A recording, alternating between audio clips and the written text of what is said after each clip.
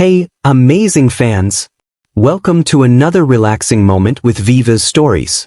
Before we dive into the drama, don't forget to subscribe, smash that like button, and share your thoughts in the comments. Your support means the world to us. Now, grab a seat, sit back, relax, and let's journey into the story together. Lagos never slept.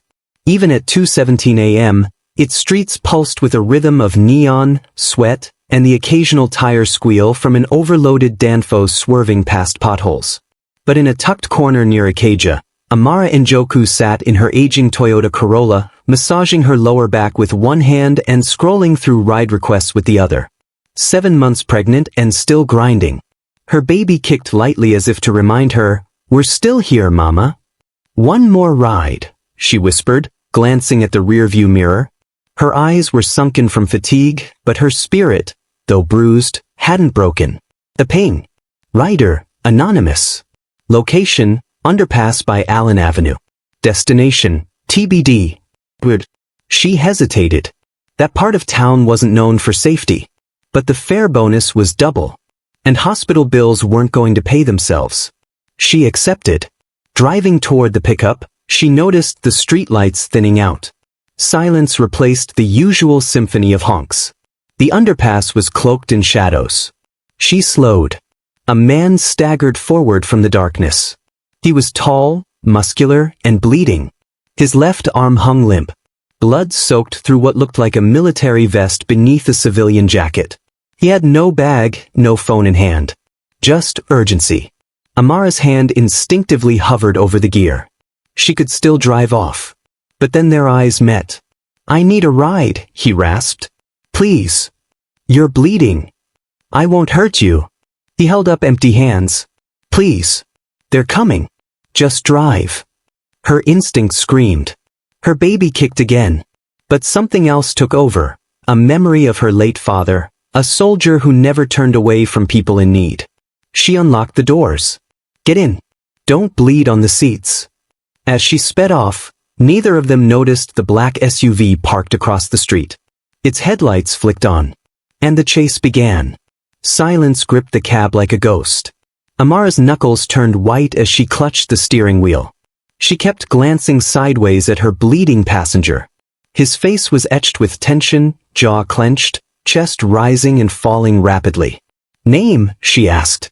"Call me Depo." She noticed his accent, refined, clipped. Definitely military.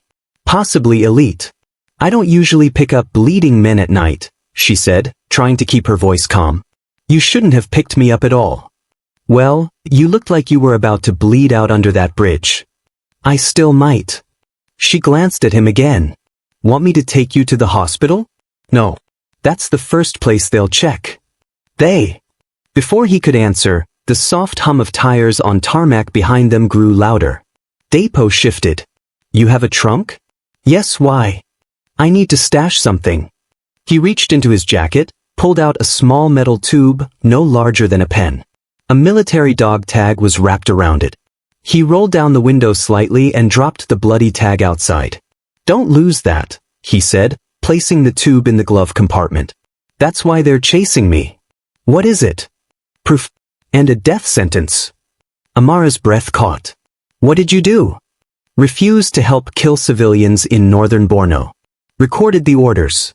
Now I'm a traitor." A loud bang echoed behind them. Amara looked in the rearview mirror. Black SUV. Headlights blazing. "They found us." Amara swerved into a side street, tires squealing. Her car wasn't made for chases. She gritted her teeth and floored the gas. "I'm pregnant, you know," she shouted. "I know. I saw the baby bag in the back seat. I wouldn't have gotten in otherwise." The SUV was gaining. Depo rolled down his window, pulled a compact pistol from his ankle holster, and aimed. "You have a gun? Would you have picked me up if I said no?" He fired. The SUV swerved. Amara took a hard left into an open market road. Tents and stalls flew past as they weaved through empty paths. Then, a checkpoint. A second black SUV stood blocking the road. Men in plain clothes, military boots, and no badges raised rifles. Amara slammed the brakes. "We're done." Depo leaned close. Trust me. Don't say a word. The men approached. One tapped on the glass. Madam, step out of the vehicle. I'm pregnant, she stammered. Step out slowly. She obeyed. One officer opened the passenger door. Depo slumped, feigning unconsciousness. What happened to him? He flagged me down. Said he was hit by robbers. I thought he needed help. I didn't know. Another soldier waved a scanner. It beeped red. Check the glove compartment, the leader barked. Amara's heart froze. But when they opened it, it was empty. She blinked. Depo must have pocketed it. He was risking everything. The soldier narrowed his eyes. Take her in. Then, Amara clutched her belly. I think I'm in labor. The soldiers hesitated. She's leaking, one yelled. They backed off. Take her to a hospital, the leader barked. We'll find him. As they drove off, Amara shaking, Depo wheezing in pain, he grinned. You're good at this. Shut up, she said, eyes misty. Just shut up. They reached an abandoned warehouse in Ajij. Depo groaned as she helped him inside. Blood dripped onto her sandals. I need to disinfect this wound. Do you have water? She shook her head. Just Milo and boiled eggs. He chuckled. Guess it'll have to do. They shared a moment. Her trembling hand unwrapped a scarf and pressed it to his wound. Why are you helping me? He asked. I don't know, she said. Maybe I'm crazy. Maybe I'm tired of watching bad people win. He stared at her. They'll come. When they realize I'm not dead, they'll come with more than SUVs. Like what? The building shook. Distant at first. Then louder. Whirring. Helicopters. 5 of them. Searchlights scanned the streets. Dogs barked. Radios crackled. Amar panicked. We're surrounded. Depo stood. Do you trust me? No. But distrust will keep you alive. Take this flash drive. He handed her a second copy. Go to Broadcasting House. Ask for someone named Ayula. Tell them, the North remembers the burning. What about you? He smiled faintly. I'll draw them away. Before she could stop him, he was gone, vanishing into the shadows. Amara drove aimlessly for hours, head buzzing. Her phone buzzed. Caller ID, say, baby daddy. She debated ignoring it, then picked up. Amara? Are you okay? I'm fine. I saw your car on the news. They think you're helping a terrorist. You believe them? I work for the ministry, Amara. I know more than you think. You need to turn yourself in. She hesitated. Amara, don't protect this man. He's not who you think. But what if he is? Say's voice dropped. You're carrying my child. Please. I can make this go away. Just meet me. Hand him over. She hung up. Her hands trembled. The baby kicked again. She whispered, We're in this together, little one. And with that, she drove off, toward Ayula, toward the truth, and into the eye of the storm. The street narrowed until her tires bumped unevenly over rocky ground. She reached an old church on the outskirts of Oda, half buried in shrubs, its roof dented by time and neglect. The only light was the dawn seeping through dusty stained glass. She stepped out, flash drive clutched in her palm. Anyone here? A voice echoed from inside. You brought the message? Ugh. Mid-40s, glasses cracked at the bridge, camera slung around his shoulder. I was told to find you. What's the passcode? The North remembers the burning. His eyes widened. You saw him? Yes. And I think he's dying. Ayula opened his laptop immediately. Let's see what he risked his life for. The file decrypted slowly.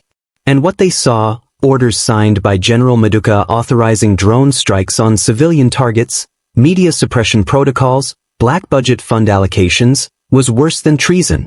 It was a massacre on paper. Ayula leaned back. We need to go live. Now. Suddenly, a beam of light swept the church floor. Chopper. Then gunfire. The moment Amara heard the shots echo through the church above, her breath hitched. The hidden trapdoor under the pulpit had clicked shut behind her, sealing her into cold darkness. The heat of the world above, the gunmen, the helicopters, the soldiers, was replaced by the suffocating silence of the unknown. She stumbled forward on all fours, the narrow passage beneath the church pressing against her swollen belly. She gritted her teeth, refusing to let a whimper slip. Every scrape of her knees, every drip from the ceiling, reminded her she was still alive and still carrying the evidence. The flash drive burned in her pocket like a live coal. The crawl space ended at a wooden panel. She pushed it open into an old janitor's closet behind a rundown primary school bordering the cemetery. Outside, Lagos was eerily quiet, for now. But she knew they'd search every block, every alley. Her phone buzzed. A known number. Another threat.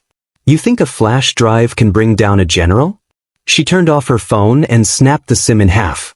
No more running blind. She opened the envelope Depo had handed her. Inside was a name written in cursive. The broadcast engineer. Isalagangan Tower. Trust no one. Her fingers trembled. Ugh. Was he even still alive? She adjusted her backpack, wiped sweat from her brow, and whispered to herself, if they want to silence me, they'll have to find me first. And she walked into the storm. Isalagangan was once the pride of Lagos, a broadcast hub that reached half of West Africa. Now it stood derelict, towering like a rusted relic above the slums. Amara parked 3 streets away and approached on foot. The closer she got, the more uneasy she felt. The building was supposed to be abandoned. Yet someone had patched the satellite dishes. A solar panel shimmered on the roof. And there, on the staircase, stood a tall man in a torn denim jacket and scuffed boots, smoking calmly. He watched her approach without fear. "You're early," he said. "Depo said you'd come at dusk." "You're Ayula?" "I was, before the military made me a ghost." She clutched the flash drive. "I have what you need." He ushered her inside. The room was a graveyard of screens, towers, backup servers, cables. Yet in the middle, a battered laptop hummed with life. "You understand what you're carrying?" he asked. "No," she admitted. "I only know Depo died to protect it." He slotted the flash drive in. Moments later, Ayula's face turned to stone. There were encrypted orders, satellite images, secret logs. Drone strikes on civilian camps. Missions disguised as insurgent suppression that turned out to be land grabs. At the center of it all, General I.B. Maduka. Ayula leaned back. "This isn't just corruption. This is war crimes. Mass extermination." He turned to her. "Do you want to go live?" Amara swallowed, nodded. He hit the button. The camera blinked red. She stepped in front of it, heart thundering. "My name is Amara Njoku. I'm a civilian. I drive Uber. I'm also 7 months pregnant. But 3 nights ago, I picked up a bleeding man, Depo, and everything changed. They say he was a terrorist. But I saw him save children. I saw the footage. The real criminals? They wear uniforms. Sit in offices. Order drone strikes on villages. They are hunting me. They'll kill me. But before they do, you need to see this." Ayula overlaid the footage. Explosions. Screams. Coordinates. Signed orders from General Maduka. And then, broadcast failure. The screen glitched. "They've cut our satellite link," Ayula muttered.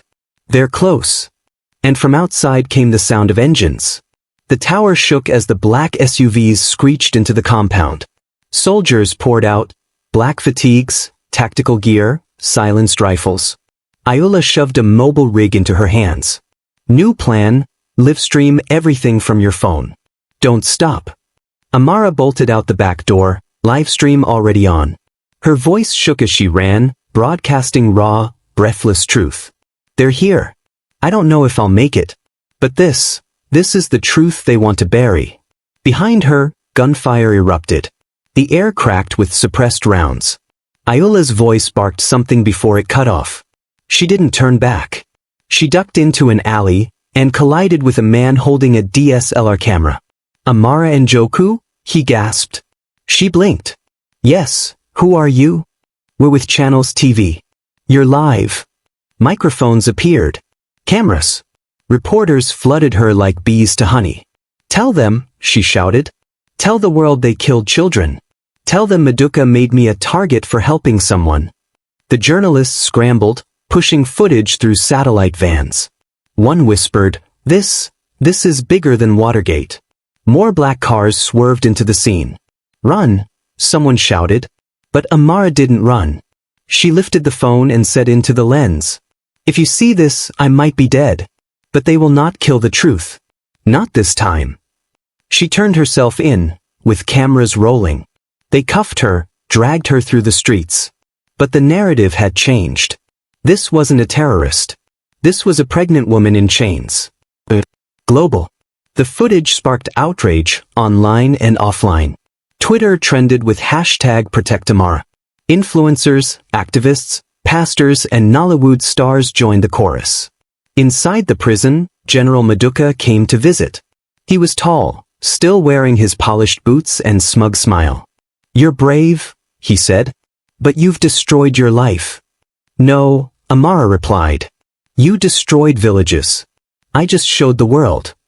He leaned close, his voice low. Your child will grow up alone. Think about that. She didn't flinch. My child will grow up free. Because of this. He left. 3 days later, Njoku was arrested. His own soldiers turned on him after seeing the footage. The president announced an independent tribunal. International bodies sent observers. Amara became more than a witness. She became a lightning rod. Amara's labor started under floodlights and military guard. Protesters outside the hospital chanted her name. 12 hours of pain. But she refused VIP treatment. Just get her out safe, she told the nurse. And at 4:43 a.m., a cry pierced the night. A girl. Held it. But Amara wept as she held her. Your name is Anuoluapo, she whispered. Because mercy found us. A week later, she stood on a podium at Freedom Square. Tears streamed down thousands of faces as she spoke. I was never meant to be a hero. I just wanted to get home that night. But the truth found me, and I couldn't let it die. This isn't my story anymore. It's ours. For every voice silenced, I screamed louder. Thank you for watching. Make sure you like and subscribe. Don't forget to turn on the notification bell for newly created content.